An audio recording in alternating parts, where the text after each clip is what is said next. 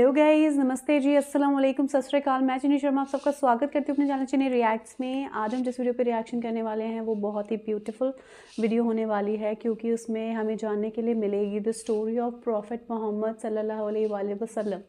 हाँ जी, आज उन्हीं की स्टोरी के बारे में हम जानेंगे बाय इंजीनियर मोहम्मद अली मिर्ज़ा साहब। हाँ जी, उन्हीं का एक बयान है जिसमें हमें वो हमारे प्यारे नबी पाक सल्लल्लाहु अलैहि वसल्लम की स्टोरी बता रहे हैं। तो चलिए वीडियो को स्टार्ट करते हैं, उसके बाद उसके बारे में बहुत सारी बातें करेंगे। एक शख्स जो अरब के लोगों की आंखों का तारा है, जिसे सब लोग सर पे उठाए हुए हैं, सादिक और अमीन कहते हैं, उसकी मिसालें देते हैं, उसके फैसलों का एहतराम करते हैं, और वो उस खानदान से है जो खाना काबे का मतवल्ली भी है। उन्होंने ज्यादा से ज्यादा क्या सोचा होगा, मेरे साथ क्या कर लेंगे, ज्यादा ज्यादा मस्जिद में आने में पाबंदी लगा देंगे ना, शहर बदर कर देना, कत्ल के फतवे जारी कर देना। ये तो नबी इस्लाम ने सोचा भी नहीं था कभी।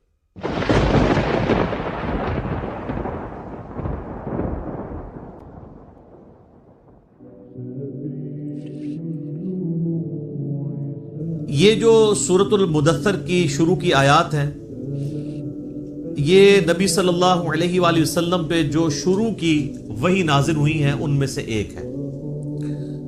सही बुखारी और सही मुस्लिम दोनों में हदीस मौजूद है कि नबी सल्लल्लाहु अलैहि वसल्लम पे सबसे पहली वही नाजिल हुई थी, इक़रा बिस्मि रब्बिकल लज़ी खलक़ खलक़ल इंसान मिन अलक़, सूरतुल अलक़ की इब्तिदाई 5 आयात। फिर उसके बाद सही बुखारी और मुस्लिम में आता है कि नबी इस्लाम पे जो वही का सिलसिला था, इसमें फतरत का पीरियड आ गया, ऐसा पीरियड जिसमें आप सल्लल्लाहु अलैहि वसल्लम पे कोई वही नाजिल नहीं हुई, और इसकी वजह से आप सल्लल्लाहु अलैहि वसल्लम बड़े गमज़दा भी थे। आप तो चाहते थे जल्दी जल्दी कुरान नाजिल हो, और उसी दौरान काफिरों ने तरह तरह की बातें भी करना शुरू कर दी। तो फतरत के पीरियड के बाद जो पहली वही नाजिल हुई है वो सूरतुल मुद्दस्सिर की इब्तिदाई आयात है। लिहाजा आप सल्लल्लाहु अलैहि वसल्लम पे जो शुरू की वही नाजिल हुई हैं, उनमें से ये भी चंद आयात हैं। बुखारी और मुस्लिम में इसकी डिटेल आती है कि आप सल्लल्लाहु अलैहि वसल्लम फरमाते हैं कि जो गारे हिरा में मुझसे एक फरिश्ते की मुलाकात हुई, जो पूरी डिटेल बुखारी मुस्लिम में आई है कि उन्होंने हज़रत जिब्राइल इस्लाम इंसानी शक्ल में सामने आए और उनका इक़रा पढ़िए, तो आप सल्लल्लाहु अलैहि वसल्लम ने कहा कि मैं पढ़ा हुआ नहीं हूँ। 3 दफ़ा ये अमल रिपीट हुआ, और फिर जिब्राइल ने आप सल्लल्लाहु अलैहि वसल्लम को अपने साथ सीने के साथ लगाया और फिर पढ़ाया, तो आप सल्लल्लाहु अलैहि वसल्लम ने ये आयात पढ़ी।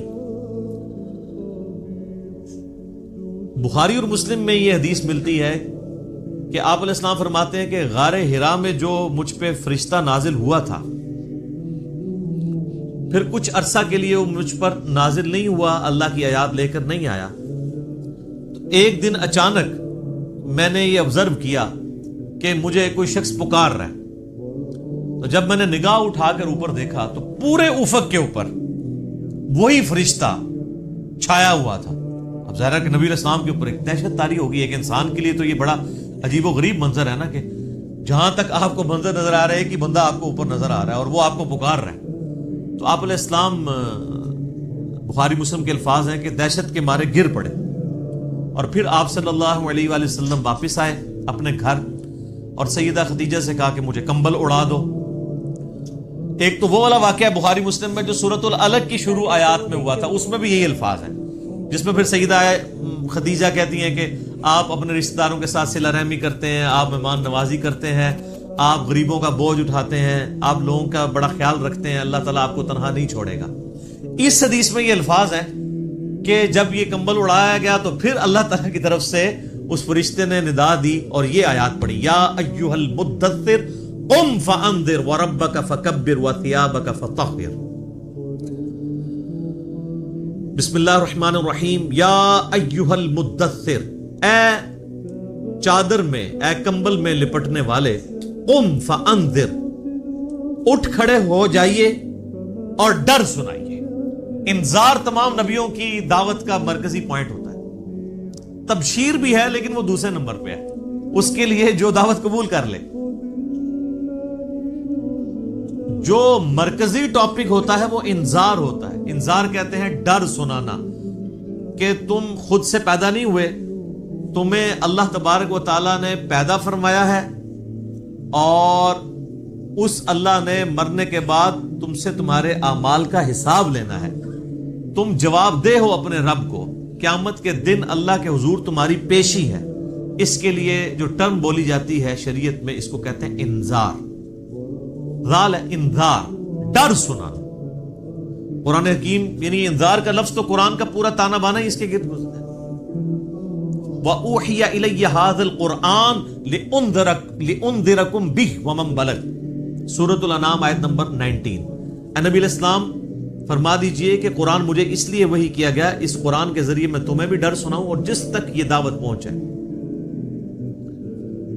تو یہاں پہ بھی ڈر سنانے کے لیے کہا جا رہا ہے کہ آپ دعوت و تبلیغ کا کام یعنی قیام النہار والا کام اعلانیہ شروع کر دیجئے. وَرَبَّكَ فَكَبِّرْ, اور اپنے رب کی بڑائی بیان کیجیے. یعنی بڑائی ایسی کہ جیسا حق ہے. ایک بڑائی تو اپنی زبان سے بیان کرنا ہے نا, وہ تو آپ دیکھ لیں ہماری اسلام کی جو عبادات سینٹرڈ اراؤنڈ جس کلمے کے ہیں نا وہ اللہ اکبر ہے. آپ جانور بھی ذبح کرتے تو کیا پڑھتے؟ بسم اللہ واللہ اکبر. صحیح مسلم میں تکبیرات موجود ہیں. پھر آپ عید کی جو تکبیرات ہیں جو صحابہ کرام سے نقل ہوئی ہیں, تابعین سے, المصنف ابن ابی شیبہ میں اللہ اکبر لا الہ الا اللہ واللہ اکبر وللہ الحمد.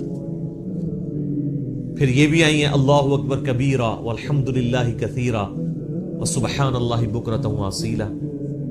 پھر سر جو آپ 5 وقت نماز پڑھتے ہیں, 17 فرض رکھتے پڑھتے ہیں, ہر رکعت میں جو انتقال ہے ایک رکن سے دوسرے رکن میں وہ تکبیر کے ساتھ ہے, سوائے رکوع سے اٹھتے وقت سمیع اللہ لمن حمدہ. باقی سب تکبیرات ہیں. 4 رکعت کی نماز کے اندر 22 تکبیرات آتی ہیں. 6 تکبیریں پہلی رکعت میں, 6 ہی تیسری میں, اور 5 تکبیرات دوسری رکعت میں اور 5 ہی چوتھی میں. یعنی ایون رکھتے جو ہیں ان میں اللہ اکبر آتا ہے 5 دفعہ, اور جو آڈ رکھتے ہیں تاک رکھتے ہیں ان میں اللہ اکبر آتا ہے 6 دفعہ. 22 تکبیرات. تو آپ ذرا یہ دیکھ لیں پھر باقی نمازوں کی ساری پھر سنتیں ملائیں تو سب اللہ اکبر ہی ہے. تو یہ تو کلمات ہیں کہ آپ نے اللہ کی بڑائی بیان کرنی ہے. بڑائی اللہ کے لیے ہے. ویسے ہم لفظی ترجمہ کر دیتے ہیں اللہ اکبر, اللہ سب سے بڑا ہے, یہ سمجھانے کے لیے ہوتا ہے. اصل اس کی جو اپروپریٹ ٹرانسلیشن اردو میں بنے گی وہ یہ ہے کہ تمام بڑائیاں, تمام بزرگیاں اللہ کے لیے. عموماً ہم جب اردو میں بڑائی کا لفظ بولتے ہیں نا کہ کوئی بڑا ہے تو اس سے پھر ہمیں وہ ذرا سائز ذہن میں آنا شروع ہو جاتا ہے. اللہ تعالیٰ کے لیے تو اس طرح کی تمثیل نہیں ہے نا. لیس کمثلہ شیء وہو السمیع البصیر. اللہ کی مثل کوئی شے نہیں ہے, وہ سننے والا ہے, دیکھنے والا ہے. بڑائیاں, تمام طرح کی خوبیاں, بڑائیاں, بڑے سے بڑے آنر کا جو لفظ ہے, کوئی صفت ہے, وہ اللہ کے لیے خاص ہے. اسی کے تحت ہم یہ سمجھتے ہیں کہ اللہ تعالیٰ کو اگر کوئی شخص خدا کہہ کر یا گاڈ کہہ کر پکار لے تو یہ جائز ہے, کیونکہ کیپٹل جی سے جو گاڈ لکھا جاتا ہے انگلش میں, یہ اسی خدا کے لیے لکھا جاتا ہے جس کو سب مانتے ہیں. فارسی میں خدا کا لفظ اللہ کے لیے بولا جاتا ہے. لہٰذا یہ جو اہل حدیث نے ایک فتنہ کھڑا کیا ہوا ہے اسماء و صفات کا, اور وہ یہ کہتے ہیں یہ خدا کا لفظ بولنا یا گاڈ کا لفظ بولنا یا اللہ کے لیے کوئی بھگوان کا لفظ بول لے تو یہ کوئی اسماء و صفات کا مسئلہ بن جائے گا, یہ کوئی شرکیہ مسئلہ ہو جائے گا. تو یہ ان کے یعنی ایک ذہن کی آپ سمجھ لیں کمزوری ہے. ایسا نہیں ہے. قرآن عربی میں نازل ہوا ہے. قرآن سے پہلے جتنی کتابیں الہامی ہیں وہ تو دوسری زبانوں میں نازل ہوئی ہیں. وَإِن مِّنْ أُمَّةٍ إِلَّا خَلَا فِيهَا نَذِيرٌ. اللہ تعالیٰ فرماتا ہے کوئی ایسی امت نہیں گزری جس میں ہم نے کوئی نہ کوئی ڈر سنانے والا نہ بھیجا. تو ایک تکبیر تو ہے کہ آپ نے الفاظ بولنے, اور ایک تکبیر جو مشکل تکبیر ہے وہ دعوت و تبلیغ کا کام ہے کہ اللہ کی بڑائی بیان کرو جس طرح کے بیان کرنے کا حق ہے. دنیا پہ اللہ کی بڑائی قائم کر کے دکھائی ہے اللہ کے محبوب صلی اللہ علیہ وآلہ وسلم نے. یعنی وہ هو الذی ارسل رسولہ بالہدی ودین الحق لِيُظْهِرَهُ عَلَى الدِّينِ كُلِّهِ وَلَوْ كَرِهَ الْكَافِرُونَ وَلَوْ كَرِهَ الْمُشْرِكُونَ۔ وہی اللہ ہے جس نے الہدا یعنی قرآن اور دین حق کے ساتھ اپنے پیغمبر کو مبعوث کیا تاکہ اسے تمام ادیان پر غالب کر دے، خواہ کافر اس کا برا مانے۔ مسند احمد میں حدیث ہے، نبی علیہ السلام فرمایا قیامت اس وقت تک قائم نہیں ہوگی جب تک کہ دنیا کے ہر گھر میں میرا پیغام نہ پہنچ جائے اور لوگ چاہتے ہوئے یا نہ چاہتے ہوئے اس دعوت کو قبول کر لیں۔ اچھا، یہ بات صحابہ کرام کو تو شاید سمجھ نہ آئی ہو کہ یہ کیسے پاسبل ہے کہ دنیا کے ہر گھر میں اتنا بڑا ڈیٹا کون رکھ سکتا ہے؟ لیکن سر آج یوٹیوب حفظہ اللہ، گوگل دامت برکاتوں عالیہ، اسلام کے بارے میں کوئی اسٹڈی کرنا چاہے تو اس تک نہیں بات پہنچ سکتی، پہنچ کی ہوئی۔ بالکل بالکل، ایک واقعہ ہوتا ہے پوری دنیا کے اندر وہ واقعہ پہنچ جاتا ہے۔ تو یہ ایک میڈیا کی برکت سے یہ ساری چیزیں، اور پھر جب یہ یعنی ایک مزید آگے معاملہ بڑھے گا تو پھر تو دعوت الحمدللہ گھر گھر تک یہ سب پہنچے۔ ٹیکنالوجیز بھی تو اللہ کی وجہ سے ہی آئی ہے نا۔ تو اس رب کی بڑائی بیان کرو، ایک تو بولنے کے اعتبار سے، باقی پریکٹیکلی بھی اس کے لیے آپ اللہ تعالیٰ کے گواہ بن کر کھڑے ہو جائیں اور انسانیت کے اوپر حجت تمام کریں۔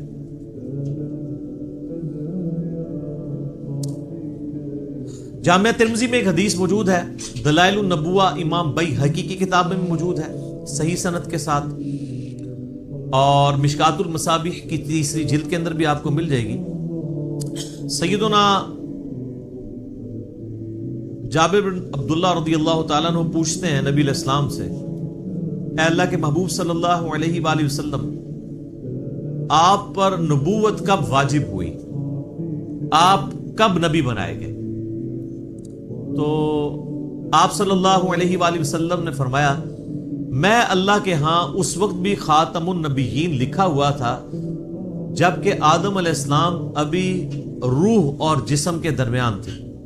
ایک روایت میں آتا ہے کہ آدم علیہ السلام ابھی مٹی اور پانی کے درمیان تھے، میں اللہ کے علم میں اس وقت بھی خاتم النبیین لکھا ہوا تھا۔ ظاہر ہے اللہ کے ڈیوائن نالج میں تو تھا۔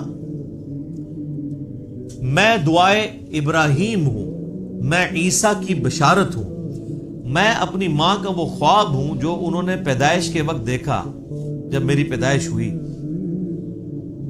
کہ ان کے لیے ایک ایسا نور ظاہر ہوا جس سے شام کے محلات بھی روشن ہو گئے ان پر۔ یعنی نبی علیہ السلام کی پیدائش کے وقت آپ علیہ السلام کی والدہ کو خواب کے ذریعے یہ بشارت دی گئی کہ آپ سے جو بچہ پیدا ہونے والا ہے اس کی حکومت بالآخر رومن امپائر کے اوپر بھی حاوی ہو جائے گی۔ اور پھر لوگوں نے دیکھا۔ تو لیکن یہ جو ہم جس نبوت کے یعنی مبعوث ہونے کا ذکر کر رہے ہیں وہ نبی علیہ السلام کی مبارک زندگی کے 40ویں سال کے بعد کا معاملہ ہے۔ آپ علیہ السلام پیدائشی طور پر پیغمبر تھے لیکن مبعوث نہیں ہوئے تھے، اللہ کی طرف سے آپ کی بعثت نہیں ہوئی تھی، اللہ کی حفاظت میں ضرور تھے۔ نبی تو اللہ کی حفاظت میں ہوتا ہے، لیکن نبی کو یہ خود نہیں پتا ہوتا کہ میں اللہ کا پیغمبر ہوں جب تک کہ اللہ اسے مبعوث نہ کرتا۔ اللہ نہ بتائے، بالکل سورہ شورا میں واضح ہے، ما کنت تدری ما الکتاب ولا الایمان۔ اے نبی، قرآن کے نزول سے پہلے نہ تو آپ کتاب سے واقف تھے اور نہ ایمان کی تفصیلات کو جانتے تھے، بلکہ اللہ نے اس کتاب کو آپ کے لیے ہدایت کا ذریعہ بنایا۔ وَإِنَّكَ لَتَهْدِي إِلَىٰ صِرَاطٍ مُسْتَقِيمٍ، اور اب آپ بھی لوگوں کو سیدھے راستے کی طرف بلاتے ہیں۔ حتیٰ کہ صحیح بخاری میں سیدنا ابو بکر الصدیق رضی اللہ تعالیٰ عنہ کا ایک بڑا خطرناک قسم کا خطبہ موجود ہے۔ خطرناک میں اس لیے کہہ رہا ہوں کہ پاکستان میں 295C لگی ہوئی ہے، ورنہ حضرت ابو بکر میں فٹ کر دیتے ہیں جو انہوں نے ڈاکٹرائن بتائی ہوئی ہے۔ صحیح بخاری میں خطبہ موجود ہے، میرا ایک یوٹیوب پہ کلپ بھی ہے، صحیح اور بخاری اور مسلم سے قرآن کے فضائل پہ 8 احادیث۔ اس میں میں نے یہ حدیث بتائی تھی کہ سیدنا ابو بکر جب خلیفہ بنے رضی اللہ تعالیٰ عنہ علیہ السلام، تو انہوں نے جب پہلا خطبہ دیا تو اس میں ان کے الفاظ ہیں کہ اللہ تعالیٰ نے محمد صلی اللہ علیہ وآلہ وسلم کو اس کتاب کے ذریعے ہدایت دی۔ ذرا الفاظ سننے، محمد کو اللہ نے اس کتاب کے ذریعے ہدایت دی اور اب تم نے یہ کتاب کا پیغام ان کی امت تک آگے پہنچانا ہے۔ شکر ہے ادھر کوئی کھڑا نہیں ہو گیا کہ یار امیر المومنین یہ آپ کیا کہہ رہے ہیں، نبی علیہ السلام پہلے گمراہ تھے؟ نعوذ باللہ، گمراہ نہیں تھے، لیکن آپ کی ہدایت ڈیٹم لیول کی تھی, بنیادی تفصیلات نہیں تھی اس میں. قرآن میں وَوَجَدَكَ ضَالًّا فَهَدَىٰ, اے نبی آپ کو ہم نے اپنی محبت میں حق کی تلاش میں خود رفتہ پایا تو منزل مقصود تک پہنچا دیا. یہ گمراہی والا ترجمہ تو غلط کیا ہے, اس کے اوپر جو بریلوی گرفت کرتے ہیں نا اہل حدیث اور دیوبند کی, وہ ٹھیک کرتے ہیں. ضال کا مطلب نبی علیہ السلام کے لیے گمراہی نہیں ہوگا. ضال کا ایک مطلب کسی کی محبت میں ڈوبنا بھی ہوتا ہے, جیسا کہ یوسف علیہ السلام کے بھائیوں نے اپنے والد کے بارے میں کیا کہا تھا, ان ابانا لفی ضلال مبین, ہمارے ابا جان تو اس بیٹے کی محبت میں ڈوب چکے ہیں. وہ یہ تو نہیں کہہ رہے تھے ہمارا ابا گمراہ ہو گیا ہے, وہ یہ کہہ رہے تھے کہ یہ اس ایک بیٹے کی محبت میں ڈوبا ہوا ہے, ہمیں بھی ذرا توجہ دے. تو یہ وَوَجَدَكَ ضَالًّا فَهَدَىٰ, اس کا ترجمہ جو ہے وہ احمد بریلوی صاحب نے ٹھیک کیا ہے کہ تمہیں اپنی محبت میں خود رفتہ پایا تو منزل مقصود تک پہنچا دیا. تو قرآن کے ذریعے اللہ تعالیٰ نے آپ علیہ السلام کی ہدایت کو کامل کیا. تو نبی پیدائشی طور پہ نبی ہوتا ہے, لیکن اسے پتہ نہیں ہوتا جب تک مبعوث نہ ہو جائے. ورنہ تو بخاری مسلم میں جو حدیث آتی ہے کہ نبی علیہ السلام کو جب پہلی دفعہ فرشتہ نظر آیا تو آپ کی حالت جو ہوئی ہے, مطلب آپ تو خوش ہو جاتے ہیں کہ میں 40 سال سے انتظار کر رہا تھا, شکر ہے تو آ گیا. الٹا آپ علیہ السلام پریشان ہو گئے, حتیٰ کہ بخاری مسلم کے الفاظ ہیں سیدہ خدیجہ سلام اللہ علیہا ان کو اپنے کزن برقہ ابن نوفل کے پاس لے گئی. انہوں نے جب نبی علیہ السلام کی کنڈیشن سنی, وہ نابینا ہو چکے تھے, انہوں نے کہا یہ تو وہی لگتی ہے, وہی والی وہی جو موسیٰ علیہ السلام پہ نازل ہوئی تھی. تو پھر انہوں نے کہا کہ عنقریب آپ کی قوم آپ کو نکال دے گی یہاں سے. ہائے ہائے ہائے ہائے. نبی علیہ السلام نے کہا کہ میری قوم مجھے یہاں سے نکال دے گی, یہ تو مجھ سے بڑی محبت کرتے ہیں. انہوں نے کہا کہ یہ دعوت ہی ایسی ہے, آپ سے پہلے جس جس پیغمبر نے اپنی قوم میں یہ دعوت بلند کی ہے نا, اسے اس کی قوم نے نکال ہی دی ہے. کاش میں اس وقت تک زندہ رہا تو میں آپ علیہ السلام کی مدد کروں گا, ورنہ وہ پہلے ہی فوت ہو گئے. ویسے تو ان کو وہ اسی لیے ان کو ہم صحابی کے طور پہ نہیں گنتے ہیں, کیونکہ نبی علیہ السلام اس وقت تک صرف نبی بن کے مبعوث ہوئے تھے, رسول نہیں بنے تھے. اس وقت سورۃ العلق کی آیات نازل ہوئی تھی. رسول تب بنے جب یہ آیات نازل ہوئی ہیں کہ اب آپ کھڑے ہوں اور لوگوں کو دعوت و تبلیغ کا کام کریں. پہلے صرف یہ تھا کہ آپ کے اوپر وہ حقیقتیں آشکار ہوئی تھی, اور 40ویں سال یہ معاملات شروع ہو گئے تھے. صحیح مسلم میں حدیث ہے کہ نبی علیہ السلام نے فرمایا کہ میں اس پتھر کو بھی پہچانتا ہوں جو بعثت سے پہلے مجھے سلام کیا کرتا تھا. تو آپ کو اشارے ملنے شروع ہو گئے تھے کہ آپ کے ساتھ کوئی ایکسٹرا آرڈنری معاملہ ہونے والا ہے. ورنہ آپ دیکھیں نا, آپ گزر رہے ہو اور پتھر آپ کو سلام کر رہا ہو تو بندے کو ایک بار یعنی چیزوں کا آئیڈیا ہونا شروع ہو جاتا ہے کہ کوئی میرے ساتھ ایکسٹرا آرڈنری. اور پھر آپ دیکھ لیں کہ آپ علیہ السلام پہ جب یہ سارے معاملات ہوئے نا تو اللہ نے آپ کا دل کیسا مضبوط کیا کہ ایک لمحے کے لیے بھی آپ کو یہ خیال نہیں آیا کہ میں کسی غلط راستے پہ چل رہا ہوں. ایکسپیرینس واقعی پہلا تھا, اس کی وجہ سے آپ پریشان ضرور ہوئے, لیکن آپ کا کانفیڈنس کبھی لوز نہیں ہوا کہ یہ کیا ہو رہا ہے, ایسا نہیں کبھی ہوا. وہ اللہ نے دل مضبوط کیا, اور یہ پیغمبر کے ساتھ غیبی تائید ہوتی ہے اللہ کی. بعض اوقات پیغمبر جو ہیں وہ بچپنے میں ہی بولنا شروع کر دیتے ہیں. سورہ مریم میں آتا ہے, سورہ آل عمران کے اندر آتا ہے کہ حضرت عیسیٰ علیہ السلام جو ہیں وہ ماں کی گود میں بھی کلام کر رہے ہیں. چھوٹے سے اللہ تعالیٰ چاہے تو, اور وہ کیا کہہ رہے ہیں کہ مجھے اللہ نے پیغمبر بنایا ہے, مجھے کتاب دی ہے اور مجھے مبارک بنایا ہے, اور میں اپنے ماں باپ, میں اپنی ماں کے ساتھ اس نے سلوک کرنے والا مجھے بنایا ہے. سلام ہو اس دن پر جس دن میں پیدا ہوا, جس دن میں مروں گا اور جس دن میں اٹھایا جاؤں گا. یہ ساری گفتگو وہ کر رہے ہیں ماں کی گود میں. ان کو اللہ نے اسی وقت مبعوث کر دیا. اکثر انبیاء کو اللہ تعالیٰ نے 40 سال کی عمر میں مبعوث کیا, کیونکہ 40 سال کی عمر جو ہے نا یہ میچورٹی کی عمر ہے. حضرت موسیٰ علیہ السلام کو بھی 40 سال کی عمر میں مبعوث کیا. اس کے بعد انسان یعنی دنیا کے سارے حقائق دیکھ چکا ہوتا ہے, اتنے ایکسپیرینسز اس کو آ چکے ہوتے ہیں کہ وہ اب ایک بڑے لیول کی دعوت کو لانچ کر سکتے ہیں.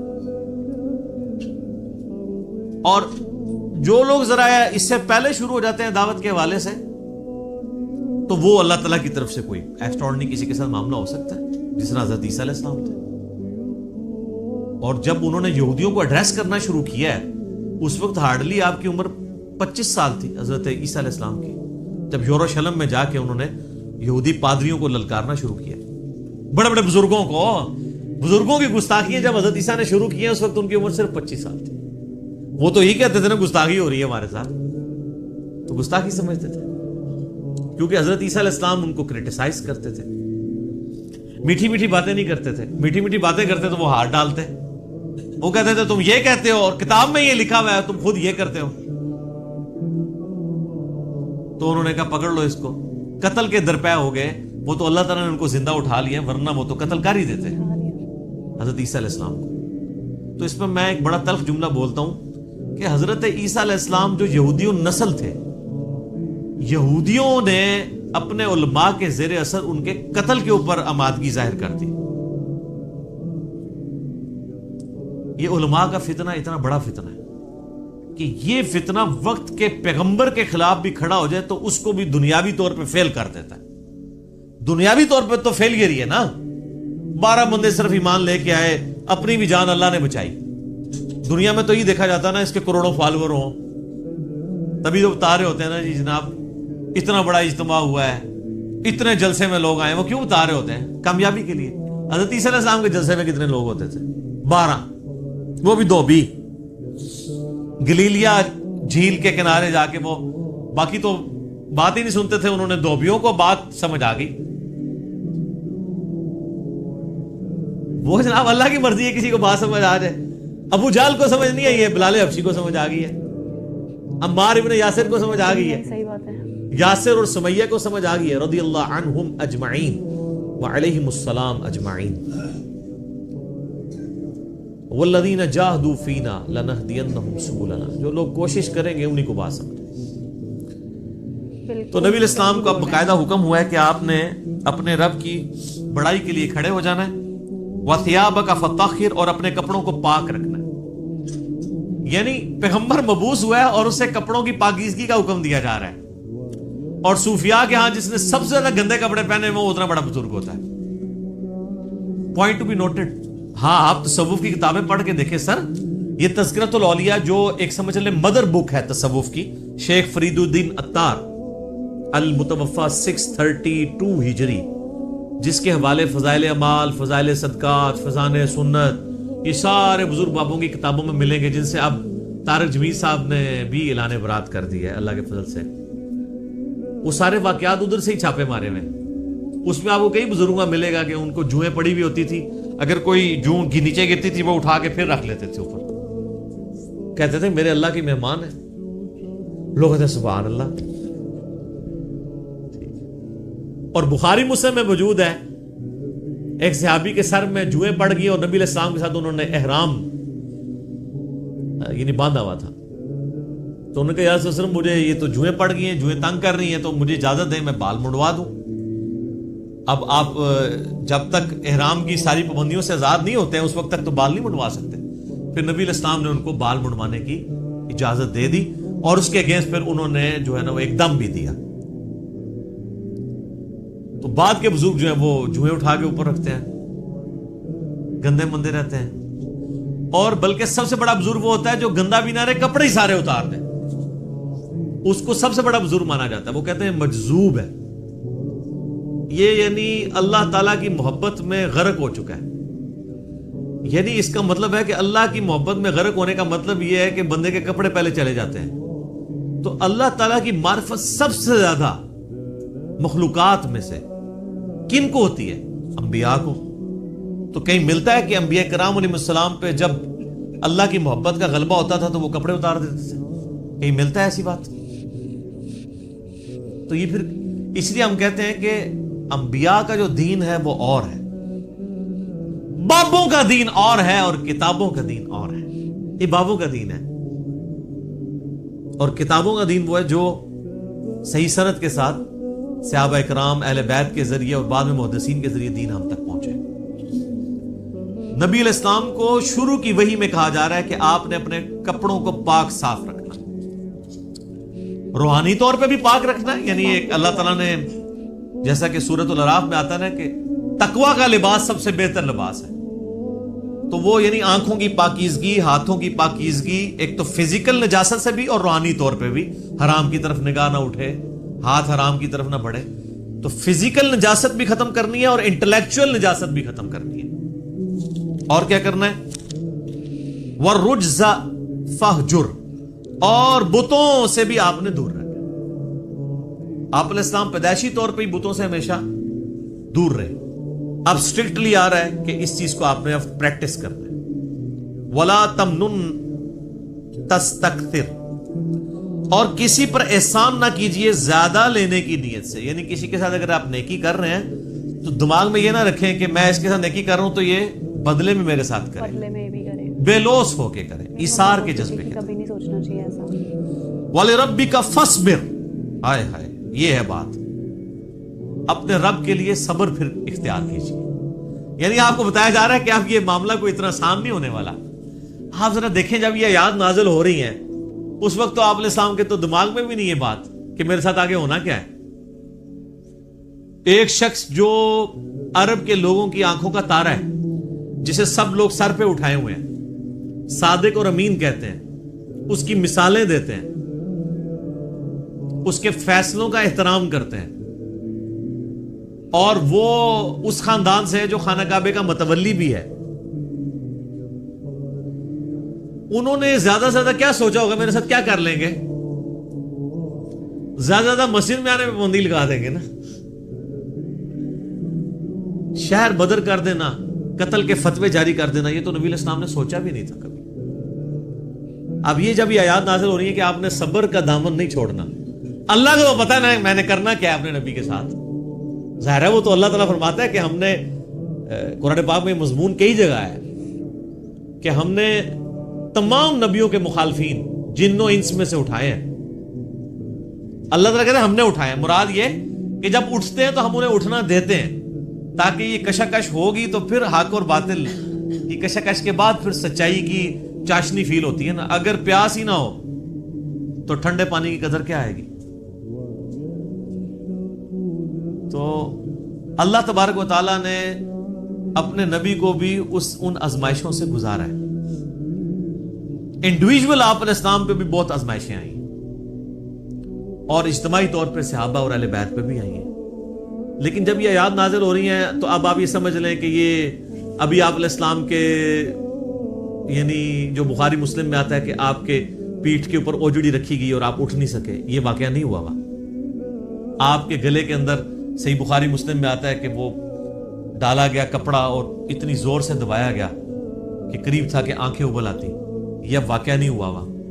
طائف کا واقعہ نہیں ہوا کہ جس میں پتھر اتنے مارے گئے کہ مبارک خون سے جوتیاں بھی بھر گئیں. یہ واقعہ نہیں ہوا. پھر قتل کے فتوے کے رات کے وقت سیدنا ابوبکر کو ساتھ لے کے اور مولا علی کو اپنے بستر پہ لٹا کے آپ علیہ السلام ہجرت کے لیے نکل گئے. یہ واقعہ بھی نہیں ابھی ہوا. اور سر پر مدینے میں تو لائف ہی پوری ڈائنامک. جاتے ہی یہودی متھے مارے لگ گئے، جا کے منافقین، اوپر سے کلمہ پڑھ لیا، پیچھے سے وہ یعنی جڑیں کاٹتے رہے. پھر غزوہ بدر میں جو کچھ ہوا، احد میں تو نبی علیہ السلام کے دانت بھی شہید ہو گئے اور آپ کی شہادت کی خبر مشہور ہو گئی. اس قدر آپ کا خون بہہ گیا. خندق کے وہ موقع کے اوپر آپ علیہ السلام کو سخت سردیوں کی راتوں میں کس طریقے سے ایون صحابہ کہتے ہیں ٹوائلٹ جانا ہمارے لیے مشکل ہو جاتا تھا، سامنے سے تیر آگے لگ جاتا تھا. اس کے بعد پھر صلح حدیبیہ والی جو مشقت کاٹنی پڑی، اتنا پیدل سفر کر کے، پھر ایک پیس ٹریٹی کر کے واپس جانا پڑ گیا، عمرہ بھی نہیں کیا. پھر غزوہ خیبر والی جو ایک معاملہ آیا وہ کئی ہفتوں تک. اس کے بعد پھر فتح مکہ کے لیے 10,000 کے صحابہ کو کے لشکر کو لے کے نکلے رمضان کے مہینے کے اندر. ہم لوگ ادھر ایسی میں بیٹھے ہوئے. اور پھر ختم نہیں ہوا معاملہ. فوراً فتح مکہ کے 3-4 مہینے کے بعد قبیلہ حوازن کے ساتھ جو ہے وہ جنگ غزوہ حنین ہو گئی. 12,000 کا لشکر تھا. بس تکبر کے جملے نکل گئے کچھ اصحاب سے کہ ہم 313 تھے تو غالب آئے تھے، آج تو ہم ہے ہی بہت ہیں. تو قرآن کے الفاظ ہیں. اللہ تعالیٰ نے یقین کریں کہ اتنے سخت الفاظ کے اندر جسے کہتے ہیں نا میڑا مارتے ہوئے ताना देते हुए बात की है। अल्लाह ने फरमाया तुमने ये बात की, तुम्हें तो कहना चाहिए था अल्लाह की मदद से फतह हुई थी। तो देख लो, जब तुमने ये जुमला बोला तो देखो तुम्हें रास्ता भी नहीं फिर मिला भागने का। 80 बंदे बुखारी मुस्लिम में आता है नबी इस्लाम के साथ रह गए, सिर्फ 12,000 में से 80 बंदे, बाकी सब भाग गए। वो सामने से तीर ही ऐसे लगे उनको, वो तीर के बड़े एक्सपर्ट थे, कबीला वाजन के लोग। और फिर पैरेलल में जनाब वो रोमन अंपायर ने नबी इस्लाम का सफीर कत्ल कर दिया। आपने गज़वा मोता के लिए जो है वो वहां भी मुहिम रवाना कर दी ज़ैद इब्न हारिसा की सरकर्दगी में, इतने माजों के ऊपर पैरेलल में। और फिर उसके बाद गज़वा मोता के बाद फिर वो गज़वा तबूक के लिए आप इस्लाम खुद, जिसे वो जैशल नुसरा कहा जाता है, तंगी वाला जो मार्का, तो और आखिरी वक्त भी आप क्या फरमा रहे हैं, आखिरी जो आप आगे खुतबा दे रहे हैं बुखारी मुस्लिम में, वो लश्कर उसामा भेज रहे हैं। इतनी मुश्किल लाइफ शुरू से लेके एंड तक। और ये तो बाहर की लाइफ है, जो अंदर आपको तकलीफें उठानी पड़ रही हैं। बीवियां कह रही हैं कि जी इस तरह हमारा गुजारा नहीं होगा, फिर कुरान नाजिल हो रहा है कि नहीं इसी तरह गुजारा करो। तो कई माजों के ऊपर, अब ये सारे माज अगर आपके ज़हन में हो ना, तो फिर आप ये आयत पढ़े वाली रब्बी का फस्बिर, ए नबी अलैहिस्सलाम आपने अल्लाह के लिए सब्र करना है। अभी तो बड़े बड़े मराहल आने हैं। फ़इज़ा नुक़िर फ़िन नाक़ूर, और फिर जब सूर फूंका जाएगा, फ़ज़ालिका यौमइज़िन यौमुन असीर, तो वो दिन बड़ा सख्त होगा। अलल काफ़िरीन गैरु यसीर, काफिरों पर आसान नहीं होगा। ज़रनी व मन खलक़तु वहीदा,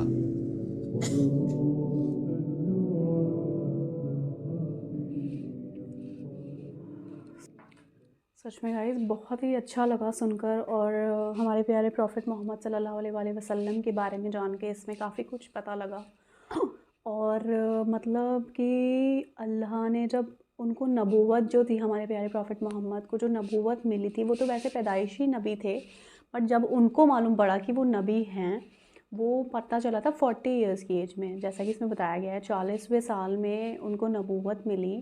और वो रसूल जब बने, रसूल कब बने, जब उनको अल्लाह की तरफ से वही आई कि अब आप तबलीग करें, मतलब दवा मतलब कुरान, मतलब अल्लाह के रास्ते पे चलने के लिए लोगों को दावत दें, ठीक है।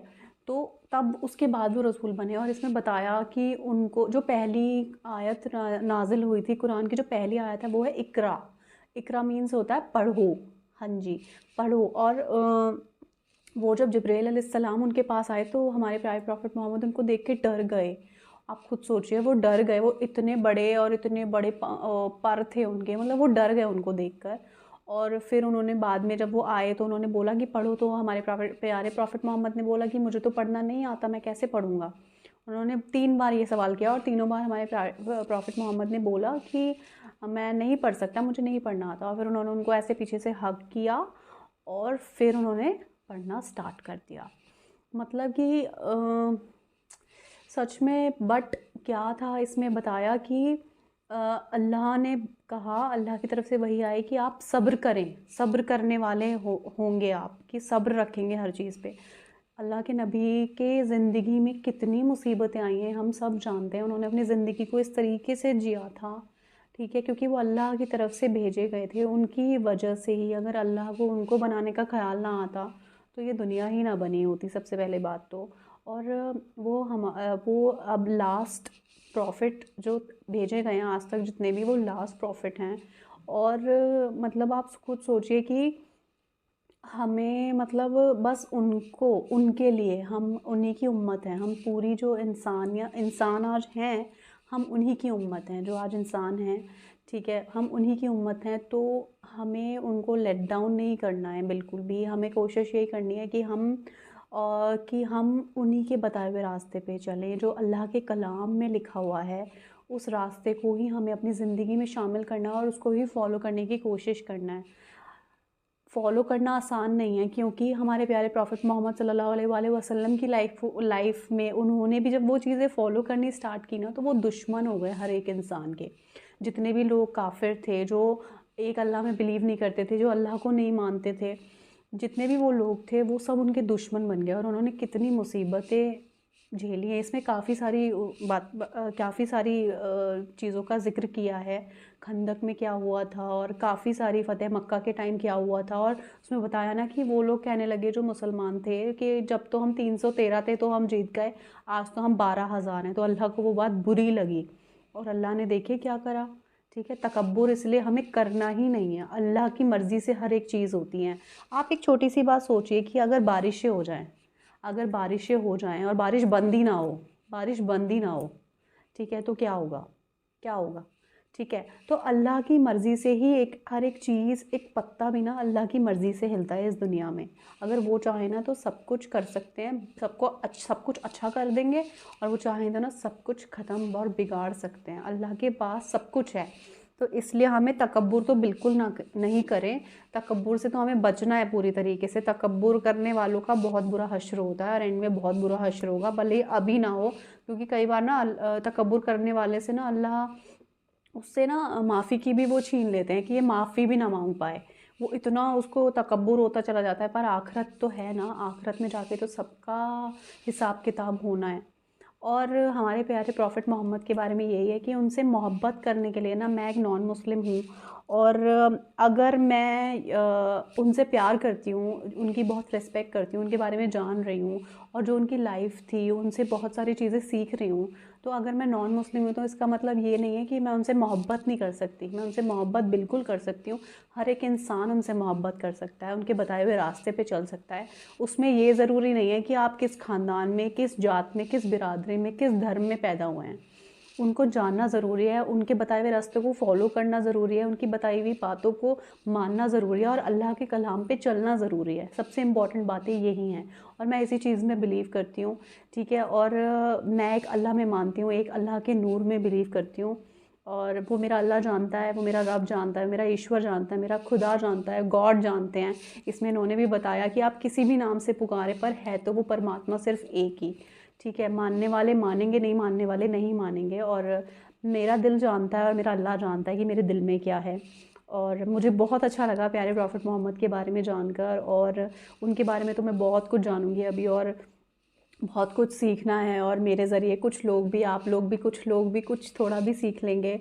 और तो मुझे बहुत बहुत बहुत मुझे लगेगा ज़िंदगी का जो मेरा मकसद है वो पूरा हो गया। अल्लाह ने मुझे चुना है किसी ख़ास रीज़न की वजह से कि मैं ये सब चीज़ें जान रही हूँ, अपनी ज़िंदगी में शामिल कर रही हूँ, और ज़िंदगी को सही तरीके से जीना का जो सबक है वो सीख रही हूँ। तो मेरे से ज़्यादा खुशकिस्मत तो कोई भी नहीं है। मैं तो बहुत लकी मानती हूँ, अल्लाह ने मुझे चुना है इस चीज़ के लिए। और बस आप लोग भी अच्छी अच्छी चीज़ें करते रहें, अमल अच्छे रखिए अपने, और किसी का दिल ना दुखाएं। इंसान को इंसान समझने की पहले ज़रूरत है, बाकी चीज़ें तो सब बाद में हैं। धर्म, जात, बिरादरी, ये सब बाद में आती हैं चीज़ें। पहले हम इंसान को इंसान तो समझ लें। आज तो लोग इंसान को जानवर से भी बदतर समझते हैं, सलूक करते हैं। ठीक है, तो बस अपने दिलों को साफ़ रखें। अल्लाह के पास एक दिन हम सबको वापस जाना है। जो लोग इस दुनिया में आए थे वो सब चले गए। बड़े बड़े राजा महाराजा, बड़े बड़े फ़िरौन, देखिए क्या था वो, कहाँ हैं आज वो। ठीक है, सब मिट्टी में मिल जाना है एक दिन सब लोगों को। ठीक है, बस अच्छी अच्छी चीज़ें करते रहें। आई होप आपको वीडियो बहुत अच्छा लगा होगा, मुझे भी बहुत अच्छा लगा। और अगर आपको अच्छा लगा हो तो उसको लाइक करें, ज़्यादा से ज़्यादा शेयर करें, और ऐसे ही अपना प्यार मेरे साथ बना कर रखिएगा। आप लोग मुझे बहुत सपोर्ट करते हैं। Thank you so much guys, to all my brothers and sisters. और मैं बहुत कुछ अच्छी बातें सीख रही हूँ, और मेरे ज़रिए कुछ लोग भी सीखेंगे तो मुझे बहुत खुशी होगी। और तो मेरे साथ साथ कुछ लोग भी सीखेंगे तो मुझे बहुत अच्छा लगेगा। तो चलिए, मेरे चैनल को सब्सक्राइब ज़रूर करिएगा, अपना साथ हमेशा ऐसे ही बना के रखिएगा, और दुआओं में मुझे हमेशा याद रखिएगा। तब तक मैं मिलती हूँ आपसे नेक्स्ट वीडियो में। दुआ में मुझे हमेशा याद रखें। रब राखा।